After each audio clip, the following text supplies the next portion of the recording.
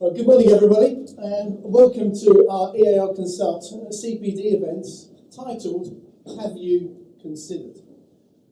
My name is Michael Kashu, and I work with EAL to help set up this event and also help them with the marketing activity for their business. But I'm here today to help you and the team make sure you get the most out of this event. Because at the end of the day, it's for you to learn about things that you need to consider to build better sustainability.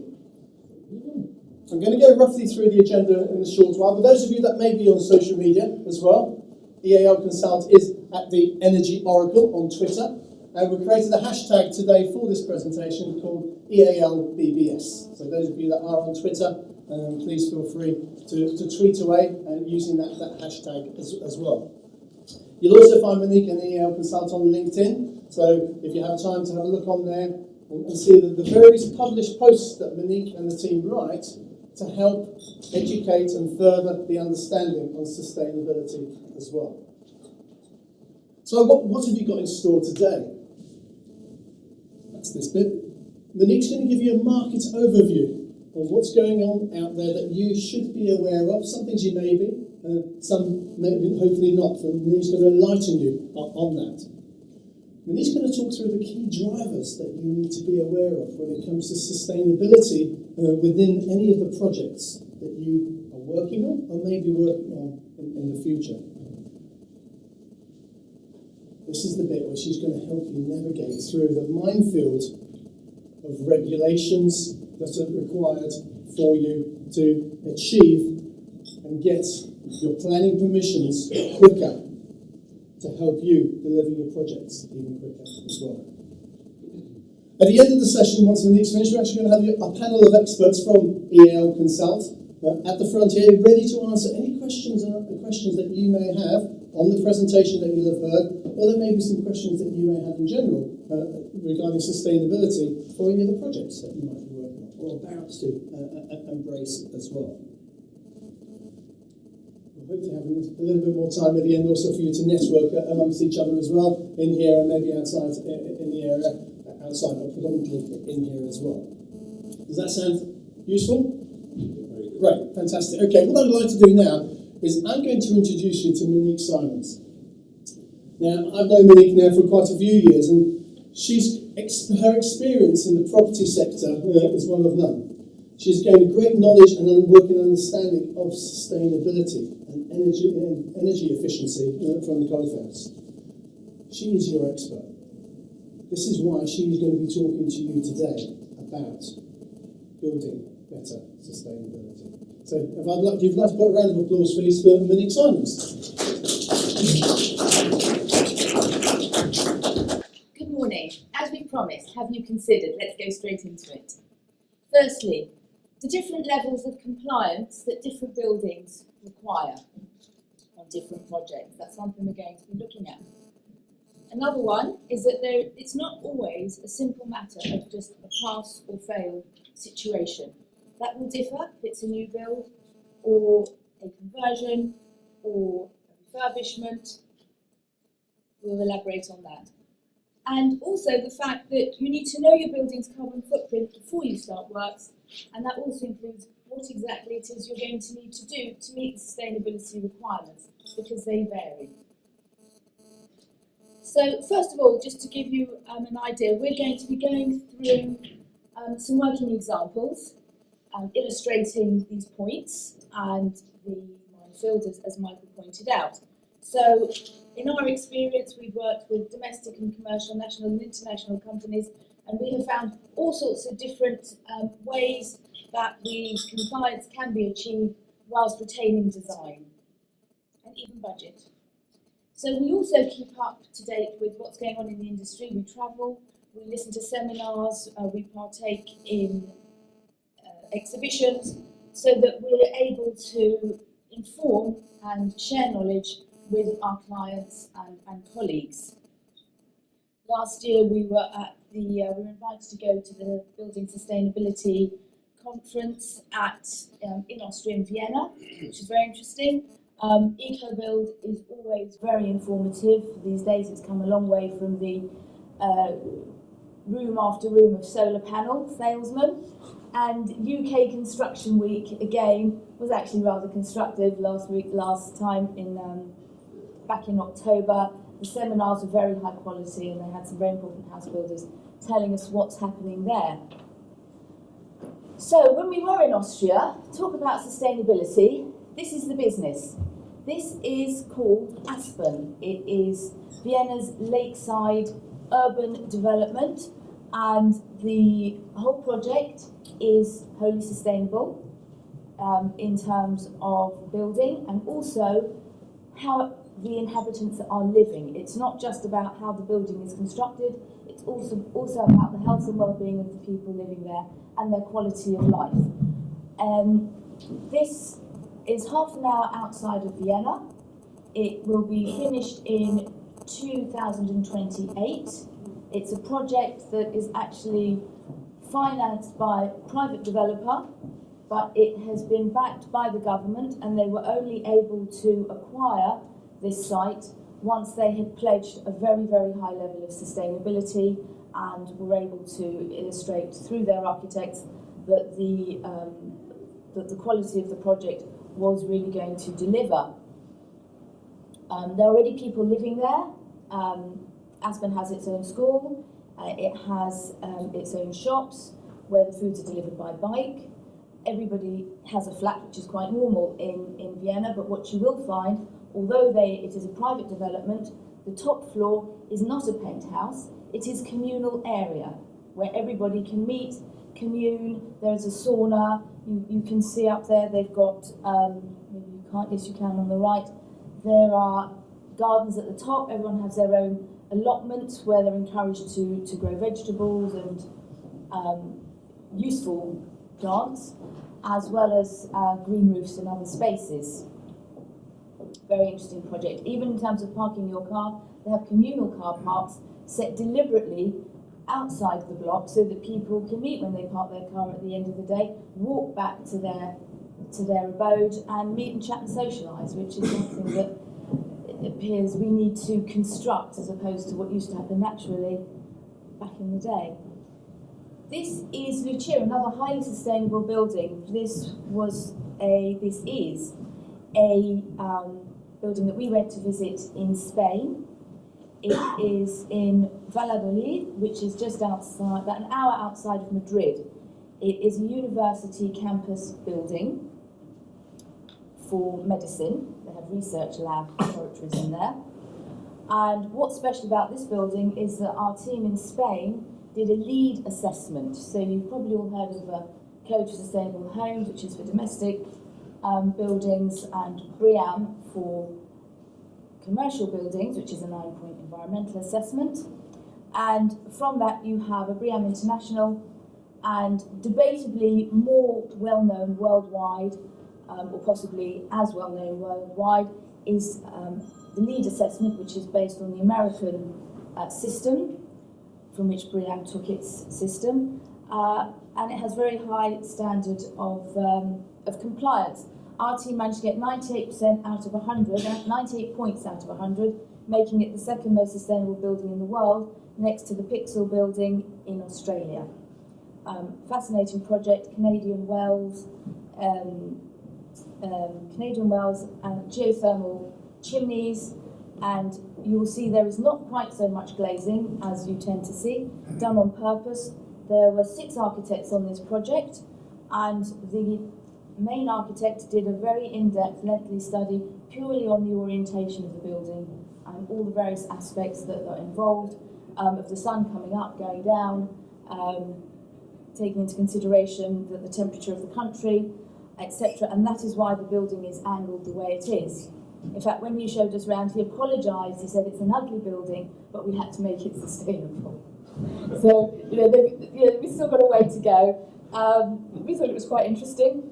What goes on from the picture that you can see there is that the labs have workbenches, as you would imagine, on both sides of a bench, and the way that the windows are angled, there is always one area that is light, and one area that is dark. So you've got shade and you've got light. So in terms of the heating, there's always somewhere cool to stand when it's hot and somewhere warm if it's colder, because they hardly have any heating bills. They do have a magnificent feat of engineering with the Canadian wells and the heating systems, which is a whole other lecture. Right, overview of the market. This is from our point of view. We've been doing this for 8 years, day and night, and this is what we have found. There is a growing need for renewables that are cost-effective and practical. We need the renewables for no other reason in this country is its compliance. What we found from our clients, developers, architects, is that there is a pressure, obviously, to build to a budget. And whereas traditionally renewables have been very expensive, we're happy to announce that now the market is a lot more competitive and the technology is a lot more advanced. The Green Deal is scrapped. Don't bother any clients asking on domestic projects anything about the Green Deal, tell them not, it's over. Code for Sustainable Homes scrapped. This is debatable. Yes, every planning decision notice that mentions it up to March 2015 does still need to comply. Anything after, it's not compulsory. Some councils are asking for it. More widespread is that they are requesting that the house is built to code level 4 standard. And we'll talk a bit more about that afterwards. Now, the knock-on effect of this is that the councils are becoming very big on their sustainability checklists. So you need to make sure that these are adhered to, that these are fully completed. I think in the past you could just sort of hand it in, but councils like EAL councils want absolutely all, I's dotted, T's crossed, down to the full details of the heating system. And that would involve a heat pump if it's new, and complicated HVAC systems. Planning decision notice will also outline sustainability and energy conditions. So whereas initially they might have just said, yes, we want a code 4, they're now cherry picking the relevant bits, it's actually a good thing, and putting that into the planning decision notice. And they do vary from council to council. And as I mentioned, the Code for Sustainable Homes standard is what they will ask for. There are varying demands in the reduction of carbon emissions, again from council to council, and they can vary between 8% and 44%, and that is still very, very relevant. So, the drivers to all of this, there are several. It's not just compliance. You'll find in other countries, such as Canada,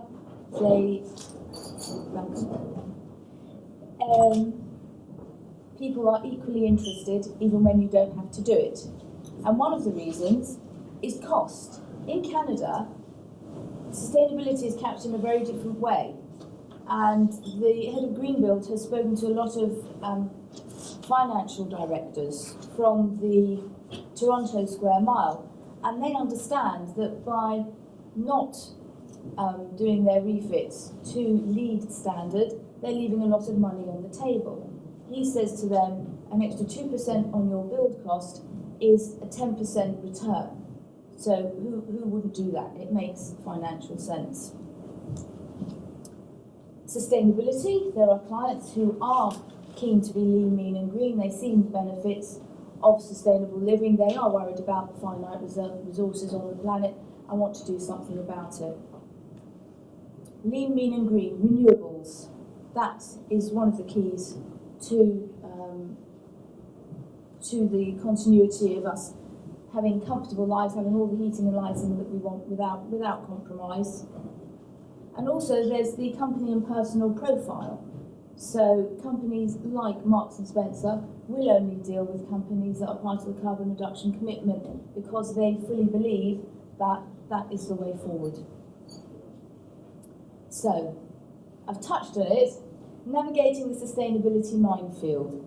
Here is the long, complicated list, and then we're going to follow that with some nice pictures and illustrations to make it easy. So you've got the building regulation part L, that's the very simple SAT calculations.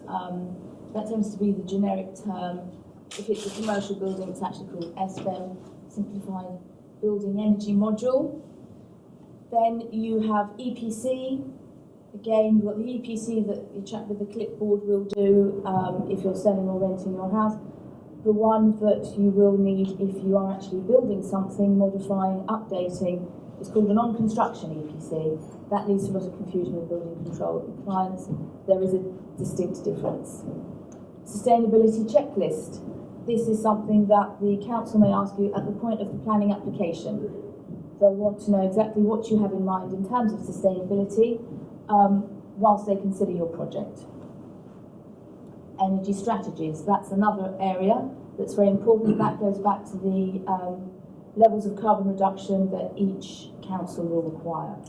That has to be explained again at the point of planning submission. Feasibility studies for renewables. So where you know that you're building a new build, commercial especially, but also domestic building, there will most likely be a requirement for renewables. But the question is, which is the right one for your building? Rushing out and buying a solar panel is not always the answer. It might not be practical. If you have a north-facing building, it won't help you at all. So you may tick a box, but afterwards the occupants need to be able to live comfortably in there. The benefits need to be seen, otherwise the project hasn't really done what it's supposed to do. Environmental impact assessments. So again, where you've got unusual projects, I think someone said talking about kennels, establishing some kennels I've heard this morning, which is an unusual sort of project. So there, depending where it's going to be built, there will be an environmental impact assessment to see what effect that project will have on the local community and surrounding biodiversity. Some SAP and SPM calculations. Going back to the building regulations, again, you've got the Part G water calculations as part of your compliance. You have air test as part of the compliance for the EPCs as well. And then added to that, you've got the daylight sunlight overshadowing, which goes to the glazing. Code for Sustainable Homes is now being replaced by the Home Quality Mark. Again, it's a guideline, it's a benchmark, and it's on a level, if not a little more exacting than code. So, we know what you're thinking. What are you thinking? Oh dear, there's a lot to consider here. We like to help on that level. Client project trackers. So whether you're doing this yourself or whether we're doing it for someone, where there is a large building and it's complex, there are lots of different hoops to jump through. So we find having it all set out, ticking the boxes as the elements are met is very useful and helpful, because there is a lot to go through. So some working examples here. This is Sainsbury's Local. They, you see them springing up everywhere. They're generally new buildings. For them, their issue is energy, understandably. So we will do the calculations for them. Now, they've got it down to a fine art, because their buildings do have a lot of similarities. So it's easy for them to impart the information to us. We will always need to know what heating they're going to be using, the lighting, the glazing, the insulation. They generally have a standard pack. They put it through to us, and we will do the calculation, and by and large, it will pass. It will be a pass or fail situation. It's a new build, and it's quite easy. Occasionally there might be some changes, but it's a lot easier. There is an argument actually going out in the industry for standardised SAP and SPM, but that's bone of contention. Ludgate House. Now, this is owned by one of our clients in Greece, and it's a whole block. It needs updating. They are very worried because they know that the refit is going to be considerable in terms of the cost, but they're also very aware that from 2018 it will be compulsory to have a level E or above for your energy efficiency. For the EPC, the energy performance certificate will have to be E or above, otherwise you cannot legally sell or let the property, domestic or commercial. So what we have done for them is we've given them calculations and an overview report of what they've got now and what they can do to get it to the right level. So, Kia Motors, now they obviously, you can probably spot quite quickly their issue is the glazing, the amount of glazing that they've got, and also the amount of sunlight that's going in there. So, things to consider are depending on the position of the building and the orientation of the building, with the glazing that they're using, is it going to get too hot inside? Knock-on effect, the air conditioning system will have to be working overtime. That's negative in terms of energy efficiency. So that's one thing to look at. Secondly, if the glazing isn't of a certain quality, then you'll have a draft going through and energy escaping. That's also a negative. So there needs to be compensation going on there through calculations and mix and match of different U values of windows and heating systems. This was an upgrade. So here it's not a pass-or-fail situation. They're refurbishing a hotel, and what we need to prove here is not that it's going to pass, as it were, because that would mean it would have to meet current building regulations. And you can see this is an old building. So in terms of sustainability, it would be virtually impossible for it to comply, or if it did, the cost would far outweigh the practicalities of it. It wouldn't make sense. And there is, in this instance, building regulations need to take and will take a practical approach. So what we need to show through calculations is that the proposed building will be more energy efficient than the one which is there already via the dwelling emission rates. Emirates cable car, a bit of consultancy going on here, thinking out of the box. This was already built. You'll remember the third thing we talked about considering was knowing your carbon footprint before you start. This is really key. It will have a big impact, and this is why. We got a call from those responsible for this build. It's the architects, and they said, right, we built this, can we have the EPC now? And we said, of course. And we did the calculations. It's a new build, so it's pass or fail situation. Now there are challenges because there are actually no doors on this. So they've been asked for an energy compliance. However, because it's an open building, but there are shops inside which are closed. So that made it complicated, and they did consider it a building, the council considered it a building, you needed planning permission for it. So it was complex. Now there's a north terminal and a south terminal. Only one of the terminals had PV panels on it, the renewable technology.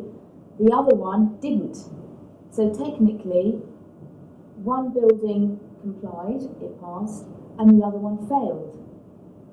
Now the clients were very confused. They said, we've got the best of the best, we've got the highest quality, everything, and building control were on site regularly, and they were happy with all of it. But it's not as simple as that. So we had to help them with that. And we did get compliance for them in the end. Has anyone got any clues as to how we did it? There is a rule that says if two buildings are connected by a fixed building service, such as the cables, it can be considered as one. And since we were able to verify that the energy from the terminal that had the panels on was actually feeding the other terminal, we were able to get that compliance. So they were very happy in the end. This is Langtree House. This is a very recent one. This was publicised quite a lot in the media because it was, it's a building, it's in Hampstead, it's in central London. They were not given permission to go any higher than 8 feet. So the council said, yes, you're welcome to build your house, it can be 8 feet high. So they had a bit of a challenge there, and someone said, well, we've heard of a basement, what about 3? And that's what happened. They went 3 floors down. 3 floors down. A luxury building, as you can see, so I'm just going back to that. And where they needed us on this one, where we helped them, was the air test. But the Part G water calculations were very interesting, because now you can only have 125 litres per head, per day. This is actually reducing to 105 if you're building to code level 3 or 4. So the impact of that is occupants of a high-end building will be looking forward to very deep, luxurious baths, showers with abundance of water pouring down upon them. That's really not allowed anymore, unless you consider other ways forward. Traditionally, you can't do it, but if you're incorporating in the build like these people did, rainwater harvesters, for example, they were able to mitigate that in some way. Formosa glazing, you might have seen this on Channel 4. This is the UK's first floating home. Now, the issue they had there was overglazing. The rule on glazing that will trigger SAP calculations is if the building is over 25% glazed, that will trigger the requirement for SAP calculations. It will be deemed overglazed. If 25% of that extension is glazed, it will be deemed as requiring a SAP calculation due to overglazing. So this was a very particular design. Again, it's pass-or-fail situation because it's new, and where you ordinarily compensate for extra glazing is in other elements, so through the insulation, for example, or through glazing, insulation, or the materials. So what happened here was, you can see they used a very elaborate cladding on the outside. They couldn't beef up the base too much because they needed to keep the house fairly light in terms of the way that it functioned. It was essentially built in a fish tank, and when the banks of the River Thames overflowed, it would go under the house and the house would rise. Virtually imperceptible from the outside. It just looked like the front door step had raised for a while, temporarily. But the base had to be fairly light, so they compensated that by having a very friendly, positive cladding on the outside, and therefore they were able to have the amount of glazing that they wanted, so they could benefit from the views of the river. A couple of case studies. This is St Paul's Road. Now, this is a new build. It's mixed use. What happens with compliance when you have mixed use? There are flats on top and commercial buildings on the ground floor. Well, there are two sets of compliance on this one. You have one set for the domestic project and one for the commercial. So one would have had a code, or a code of sustainable homes on it, and the other one a BREEAM assessment. And in some ways there are similarities, but in others there are differences through the heating, for example, and the heating systems. That would be different. So that's another one. This is a house. It was 2 flats that went to 5 flats. Now, this was an early project, so it's a little more commonplace now, but in the beginning it was fairly challenging, and still things that you need to consider from the get-go. So this was 2 flats. They wanted to make 5 flats, but they knew that they had to remain within the 20% reduction in carbon emissions that Barnet required at the time, and they had to pledge renewable technologies, because councils will say we want this reduction to come as a result of the use of renewable technologies. So the challenges on this one is that there was limited space. It was in a built-up area, typical residential suburban street. There wasn't a lot of space. The houses are quite tightly packed. So, and they also had their eye on cost. It was a typical developer. He was doing this. It's his living. He was doing it obviously to make a profit, and that had to be considered. So the solution was an air source heat pump with some solar PV panels in conjunction with a conventional A-rated condensing boiler. These days, you wouldn't necessarily need the boiler together with the air source heat pump. They run very efficiently now, and you can cut the cost in that way. At the time, there's public perception of an air source heat pump being very new, and it's still there. And can you rely on it? Can you trust it? Maybe we should have the boiler just in case. It's really not necessary. Boilers break down and we repair them. Similarly, there's no history that an air source heat pump would necessarily break down more, given what's on the market now and the variety that there is. So, Code of Sustainable Homes, Mantle Road. This is an example of something that is built to Code for Sustainable Home Level 4. This one actually has its certificate now, but this is the sort of level that councils are expecting and recommending. Now this is a 9-point environmental assessment. Each and every one you can see is on that list. It's not on the list anymore. However, 3 of them are compulsory, and they still are. They've just been moved over to building regulations. That's the energy, which is your SAP calculations or SBEM, materials, and the water. That's referring back to the water calculations that we discussed and the amount of water used. With the other elements, what's happened now is that depending on project specific, the council will pick out the bits that are relevant to the project, and they will make requirements accordingly. And then there will be reports, assessments, evaluations. This is something new that we've discovered that is becoming an interesting area, is the cost implication report that we were asked to produce for a Code for Sustainable Homes Level 3 in terms of the Section 106, very costly part of any large-scale build. This project was, you could describe it as an extension. There was an existing building and they wanted to add on 7 luxury flats, but the council wouldn't accept it as an extension. They said because of the size of it, we're considering it a new build. Because it's a new build, you need to have a Code for Sustainable Homes. You wouldn't have needed that for a refurbishment or an extension. So they went ahead and put all the reports in place, and we also provide the affordable housing statement.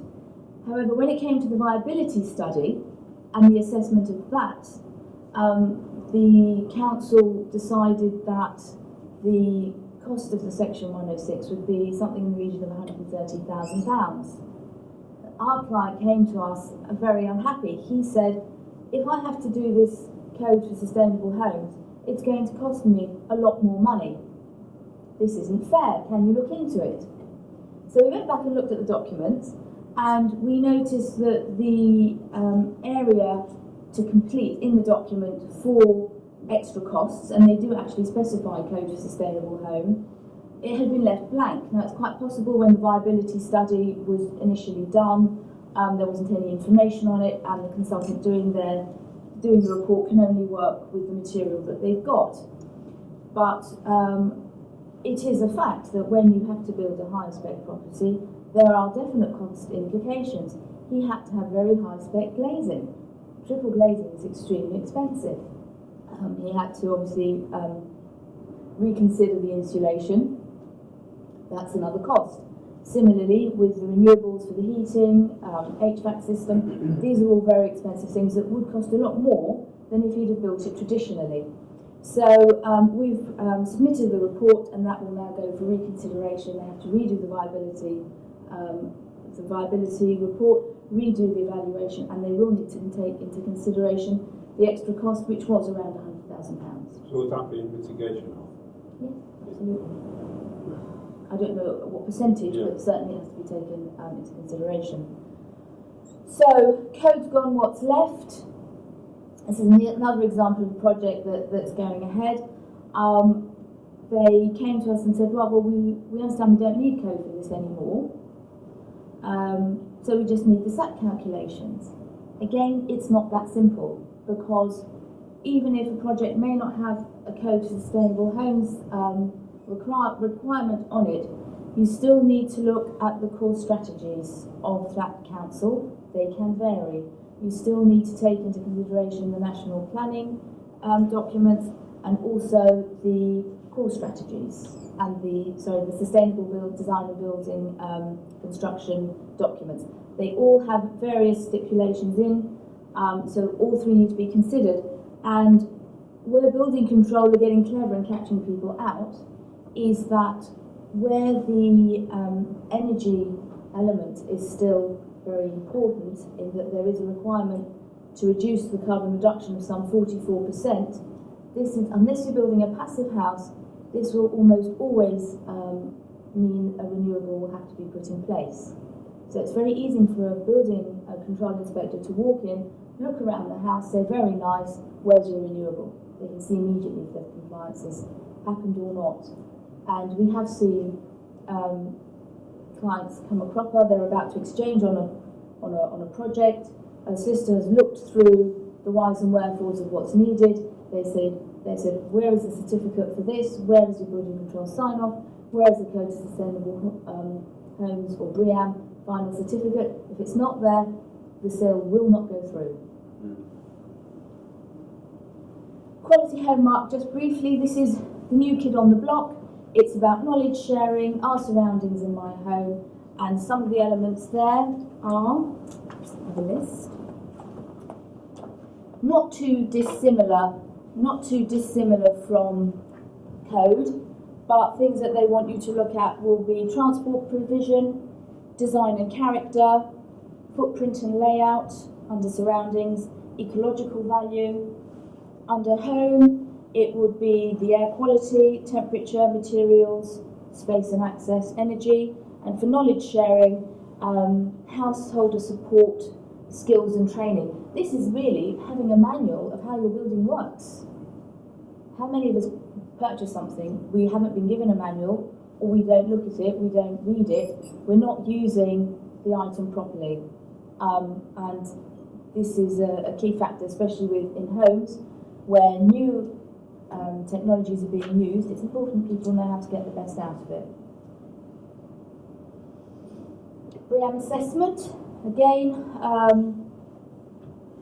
where you have a new build, it's pass or fail, and there's a long list of compliance. It's made up of points. You've got the 3 mandatory ones, material, water and energy. Then you can mix and match the rest to get your compliance, and that's where we, for example, work closely with somebody from the design team to make sure that everything matches up accordingly. Those are the same, very similar criteria to what the code was. You get a +1 for innovation. And this is Gilead Homes. They work very hard towards their sustainability because they build such large volumes. So very often with them, because energy is a big element, there's a lot of mix and match with their energy systems. So is it CHP? Is it a boiler? Is it PV panels? Are they feeding out into the grid? Do they just want enough to service the flats that they've got? How much are they using the boiler? How much are they using the CHP? How reliable do they want to be on the PVs? So they keep us very busy with mixing and matching the right combinations. But if you work on this at the beginning, it makes a massive difference to the delivery at the end. That's it. Thank you. Good. I'm now handing back to